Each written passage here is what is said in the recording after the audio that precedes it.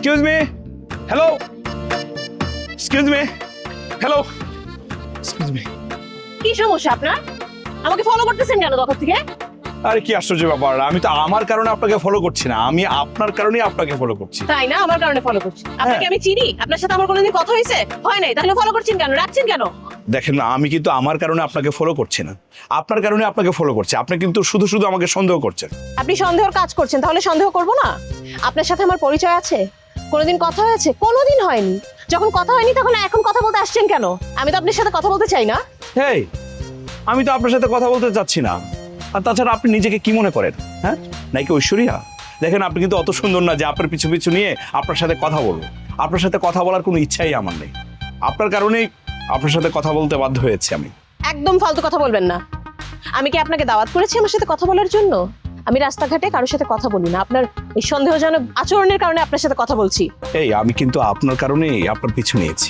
আপনার মূল্যবান একটা জিনিস রাস্তায় ফেলে আসছেন, সেটা ফেরত দিতে আমি আসছি। আমি আপনার কারণে আসছি, না হলে ঠেকা পড়েনি আপনার সাথে কথা বলার। বাবা, কি সুন্দর অজুহাত দাঁড় করিয়েছেন।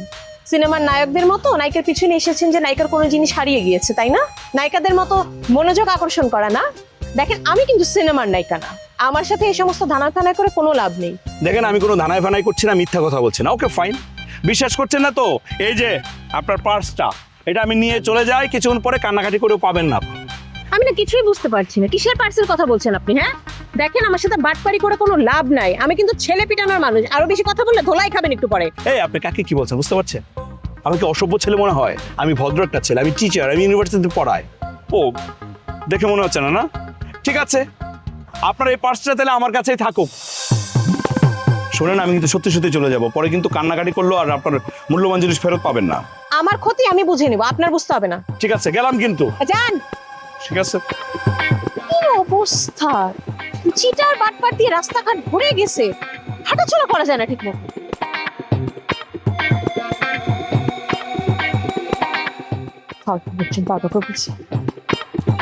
আচ্ছা, এতবার করে বললো মূল্যবান জিনিস পার্স, আমার পার্স তো ওর কাছে আছে। কি বলতেছিল লোকটা?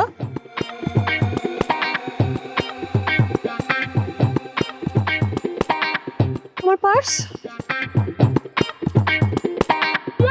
সত্যি পার্স ফেলে আসছি। লোকটা তো তাহলে ঠিকই বলতেছিল। গালিগালাজ করে কি করব? এক্সকিউজ মি, এই যে